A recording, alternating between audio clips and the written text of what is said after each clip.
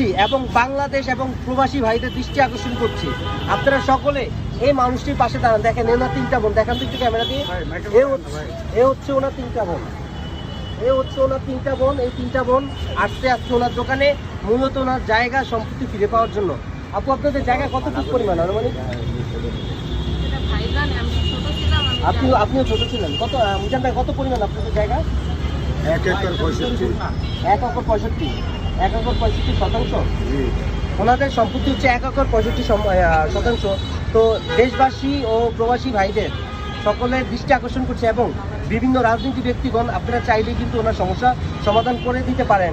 আর সকলে বেশি বেশি ওনার জন্য প্রতিবাদী কণ্ঠস্বর বা প্রতিবাদী কন্টেন্ট তৈরি করেন, প্রতিবাদী নিউজ তৈরি করেন, যেন এই মানুষটা এরকম সমস্যা থেকে সমাধান হতে পারে।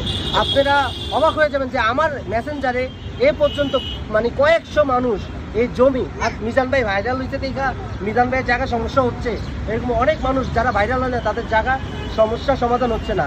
আর এই সমস্যার সমাধান আপনারাই করতে পারবেন।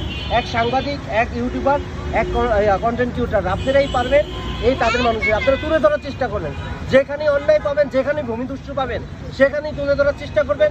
দেখবেন এই বাংলাদেশের ভূমিদস্যু থাকবে না।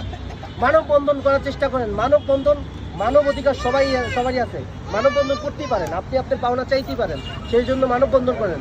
যে জায়গায় দেখবেন ভূমিদস্যু সেই জায়গায় করবেন মানববন্ধন, ইনশাল্লাহ এটা একটা সমাধান পাবেন যদি বাংলাদেশের মানুষ আপনার সহযোগিতা করে। আর আপনার সম্পত্তির আইনি প্রক্রিয়া শুরু করার জন্য ওকালতনামায় সাইন করতে চান। আসলে উনি তো দোকান বন্ধ করে যেতে পারছে না, এই জন্য আসলে ওনাকে সহযোগিতাটা করা।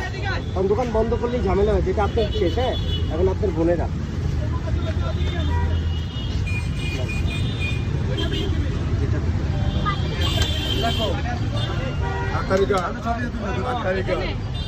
সবাই একটু ছবি তুলে রাখো।